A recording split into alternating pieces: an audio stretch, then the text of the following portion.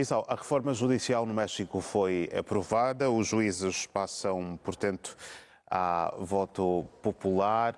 É uma reforma que vai sendo aqui, digamos, analisada de formas diferentes. Há quem ache que seja uma coisa positiva, outros já temem também que isto proporcione o enfraquecimento do poder judiciário no México, esta reforma dos juízes ou do poder judiciário melhor.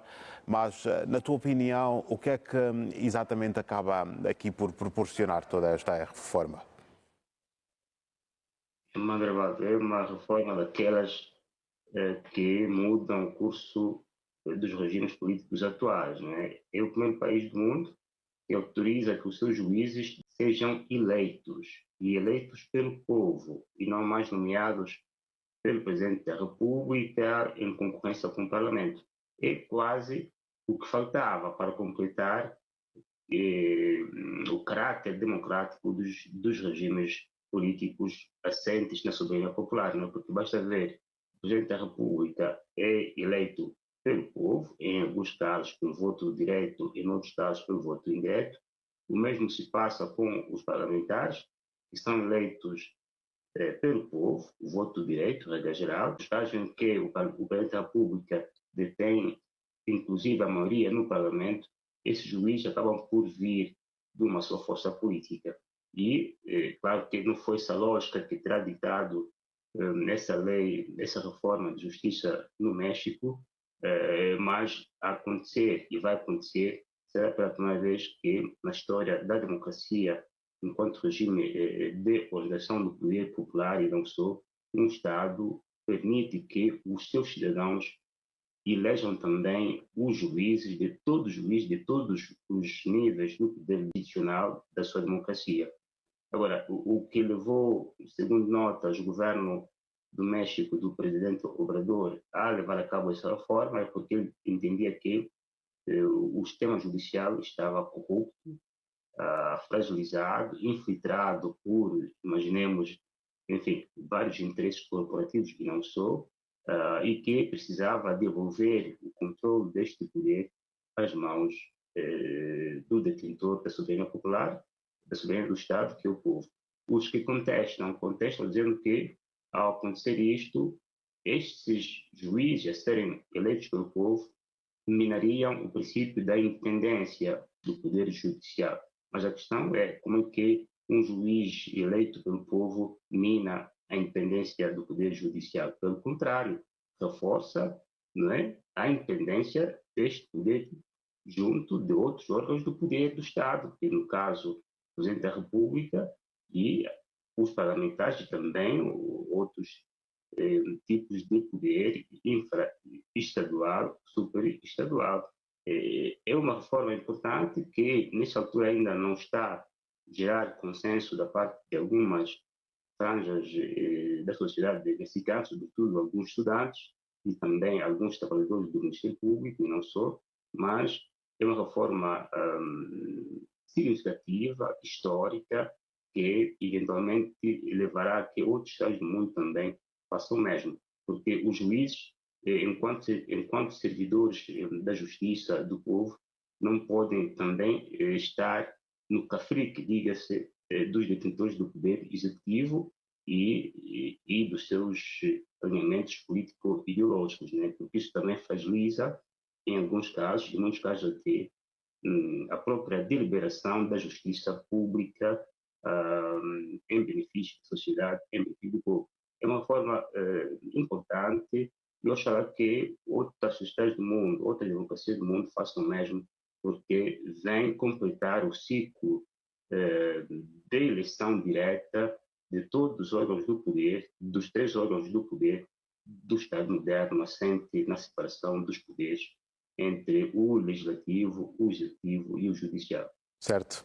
Apesar de todas essas vantagens, isso ao que acabaste de mencionar, em se terem os juízes, passo à expressão, democraticamente eleitos, há, portanto, essas ondas de manifestações, e já referiste aqui, que são maioritariamente de estudantes e mais alguns grupos muito reduzidos, mas o que é que essas pessoas também acabam por manifestar ou alegar para serem oponentes ao avanço desta lei, que já não tem como retroceder porque foi hoje, afinal, aprovada?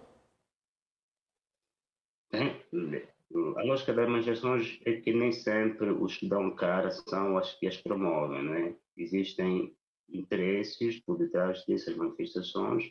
Não sei qual é o caso no México, mas não consigo perceber, não é? Claro, não estou aqui a fazer juízo de valor, Certo. mas sim quero entender porque que um estudante eh, que estuda, não é?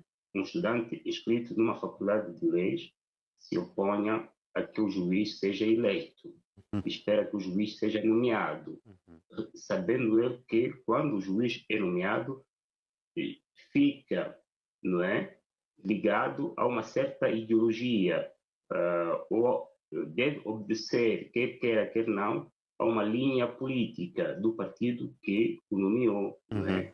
Porque Certo.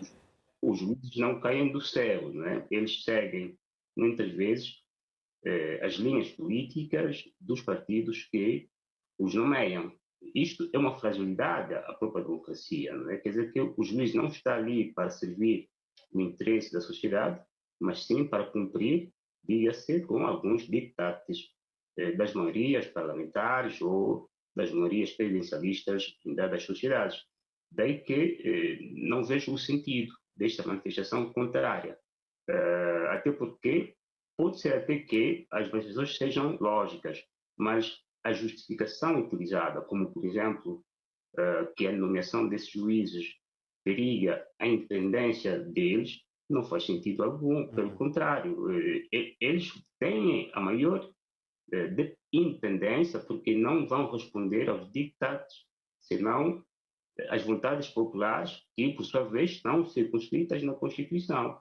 Quando isso não acontece, os juízes, muitas vezes, devem seguir os ditames do poder político instituído. Né? É por isso que muitas vezes vê-se que um juiz que deve ser nomeado por um parlamento não é nomeado porque o partido no poder não é de acordo. Isto é bastante comum nas democracias neoliberais em toda a parte do mundo, né? Mas já esse juiz, se fosse eleito pelo povo, não se submeteria a esses calculismos, não é, ideológicos, políticos, culturais e outros dos partidos que estiverem no poder. Ou seja, é uma reforma bastante interessante, quase a concluir, a fechar, não é, a democratizar o último ramo do poder, que até aqui não era democrático, era um ramo que se submetia à vontade de um outro órgão, ou seja, de dois órgãos que são quase órgãos equivalentes do ponto de vista da importância deste poder ao nível do Estado. Ao serem eleitos pelos cidadãos, os juízes não se submeterão mais senão aos ditames da lei e não aos ditames dos calculos políticos ou das orientações das chefias políticas dos partidos que os nomeiam para os cargos que ocupam. E depois também a vantagem desta reforma é que ele reduz, inclusive... Muito rápido mesmo, e só temos de fechar. Ok, pronto. Mas tens um minuto ainda, podes. Muito rápido. Pois não, é só para dizer que essa reforma também reduz a duração dos mandatos dos juízes das Cortes Supremas, da Corte Suprema do México, porque em alguns casos os juízes são nomeados para cargos à vida, né? São nomeados até que eles morram, não saem do cargo de maneira alguma. Mas com esta reforma do México, os juízes vão ter até ao máximo 12 anos. Ou seja, tem 2 mandatos. Eventualmente, cada um deles, de 6 anos depois, tem que deixar o lugar para outros, porque os juízes não são como reis, né? Que herdam o poder monárquico e se instalam ali até que morram e outros emerjam para os substituírem. Não, os juízes são funcionários do Estado e, de consequência, devem se submeter ao princípio da rotação do poder, do fim do mandato. teve o primeiro mandato, se fez bem o trabalho, então é nomeado para um segundo mandato.